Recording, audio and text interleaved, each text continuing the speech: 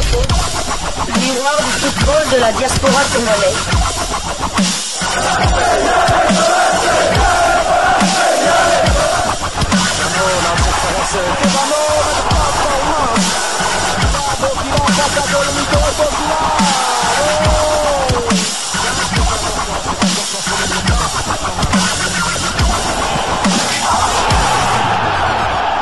Diasco Foot, le miroir du football de la diaspora congolaise.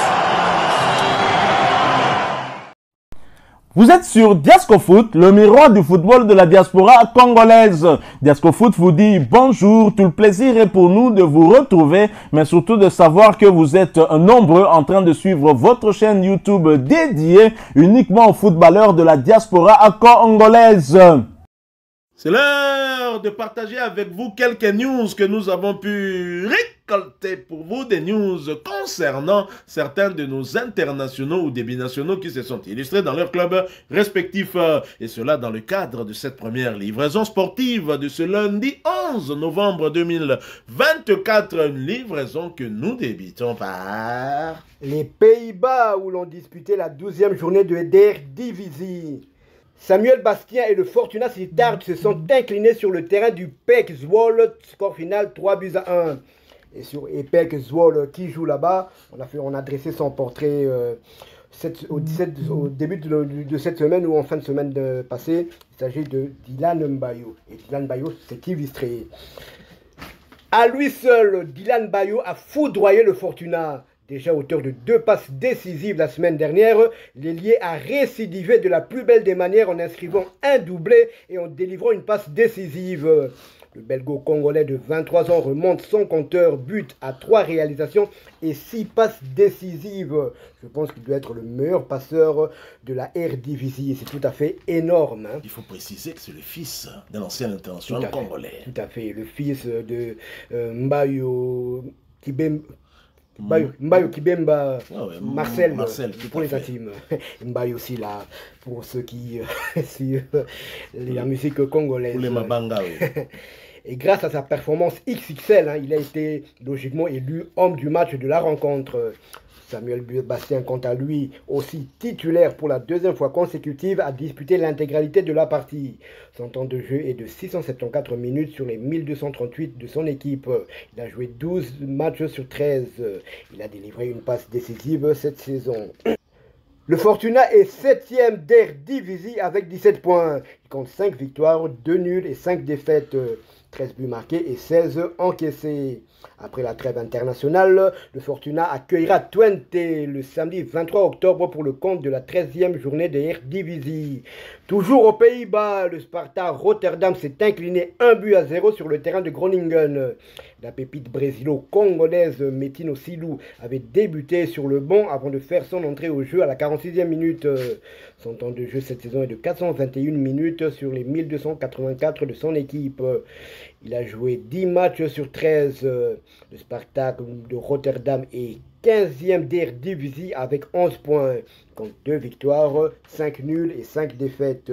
12 buts marqués et 18 encaissés. Prochaine journée, le Spartak recevra l'AZ Alkmaar le dimanche 24 novembre pour le compte de la 13e journée d'Eredivisie. Nous quittons la Hollande. Nous allons cette fois du côté de la Croatie. En Croatie où l'on jouait la 13e journée du championnat croate de première division. Nathanaël Mboukou, buteur, son équipe évite la défaite.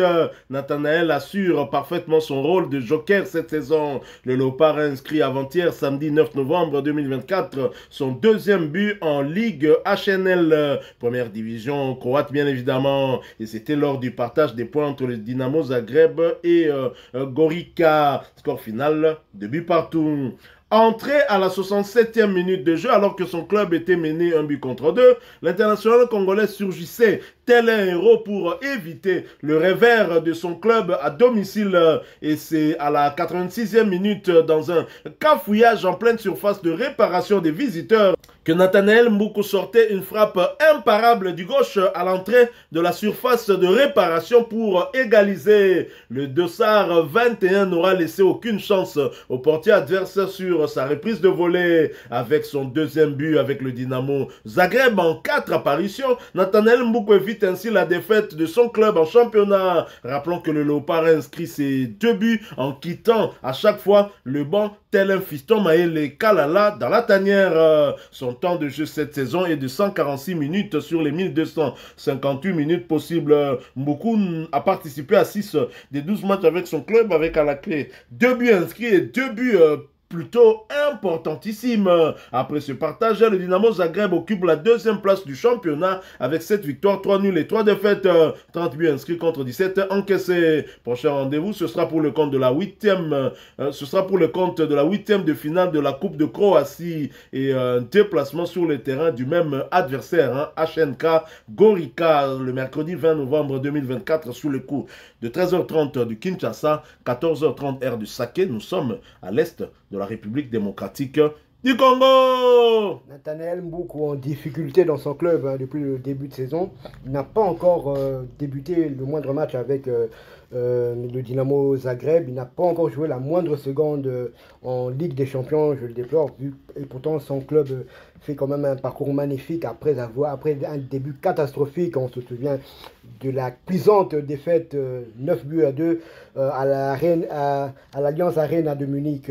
Face au Bayern de Munich. Mais là, il est en train de montrer à son entraîneur, prouver à son entraîneur qu'il peut toujours compter sur lui. 2 buts en l'espace d'une semaine. Et je vous invite. Et quel but? Des buts importants. Tout à fait. Je vous invite, très cher frère, d'aller voir dans les réseaux sociaux ou bien même le compte X du Dynamo Zagreb. On a la vidéo de voir le but égalisateur, une belle frappe du pied gauche là, à l'entrée de la surface de réparation. Magnifique. Non, wonderful. La Guinée est prévenue parce que ici ils ont Gurassi, nous on a tel XX joueurs donc j'ai hâte à être le samedi 16 novembre. Nous quittons la Croatie pour l'Italie où l'on jouait la 13e journée de la série B. Cremonense a été battu 1-0 sur le terrain de Mantova.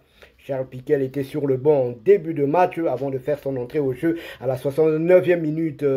Son temps de jeu cette saison est de 632 minutes sur les 1445 de son équipe. Il a joué 12 matchs sur 15. Cremonense est 5e de série B avec 18 points.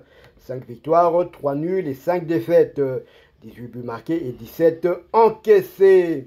Le prochain match de Cremonense aura lieu le dimanche 24 novembre. Il accueillera Frosinone dans le cadre de la 14e journée de série B. Et maintenant, place à la sélection et direction Abidjan. Nous quittons l'Italie, nous allons cette fois du côté de l'Arabie Saoudite, où l'on jouait la 10e journée de la Saudi Pro League, première division saoudienne. Al-Fateh qui recevait Al-Khalij Saya a été battu à domicile sur le score d'un but contre 2. Titulaire, l'ancien capitaine des Léopards, Marcel Tisserand, a joué l'intégralité de ce match et cela pour sa 3e fois consécutive. Son temps de jeu cette saison est de 755 minutes sur les 1110 minutes possibles. Il a participé à 8 des 11 matchs avec son club.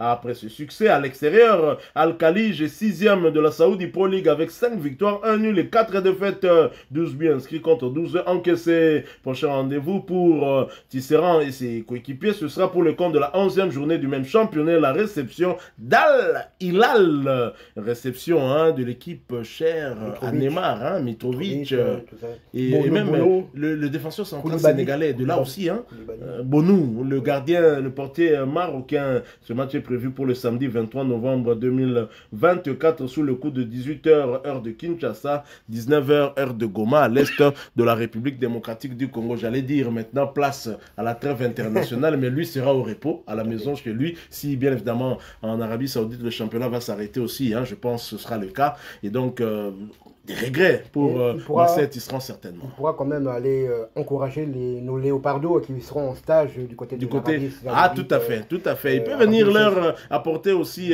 son soutien, ses conseils, tout à fait.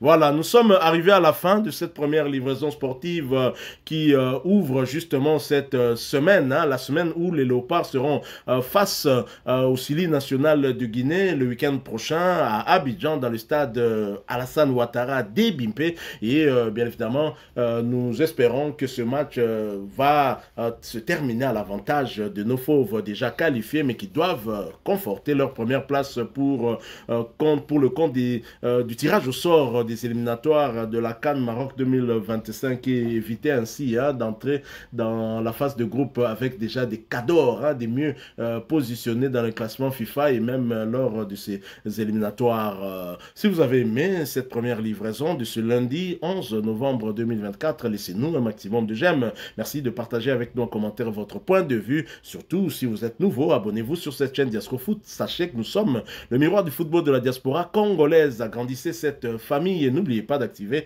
la petite cloche de notification histoire de ne plus rien manquer des prochains sujets que nous allons vous proposer. Encore une fois, merci à vous avec espoir de vous retrouver bientôt dans un autre sujet d'actualité. En attendant, portez-vous bien. Diasco Foot vous dit Au revoir. Ah ouais,